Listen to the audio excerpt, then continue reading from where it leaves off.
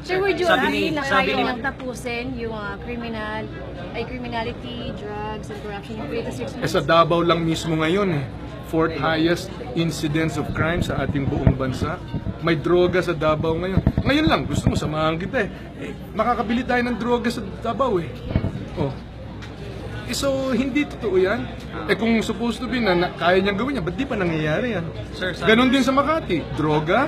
May droga ngayon sa Makati. Pwede tayo bumili ng shabu, pwede tayo bumili ng cocaine, pwede tayo bumili ng heroin.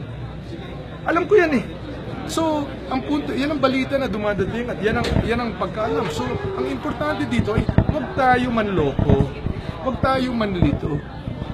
Karapat dapat lamang para sa ating mga kababayan ang isang seryoso, makabuluhan at magagawang mga programa dahil hindi ito mga patutsada o linya lang. Ang buhay ng 100 milyong Pilipino ay nakasalalay dito. Sir, sabi ni Miriam, sabi ni Hindi nga niya nagawa, ang tagal-tagal niyang mayor sa Makati, sa Davao. Di ba? Ba't tayo maniniwala doon? Urong-sulong. Di ba? Una, ganito. Sa susunod, ganun. Iinsultuhin niya, mumurahin niya ang papa at ang kaparian. Sabay, nung nakita niya na nagalit ang tao, kambyo.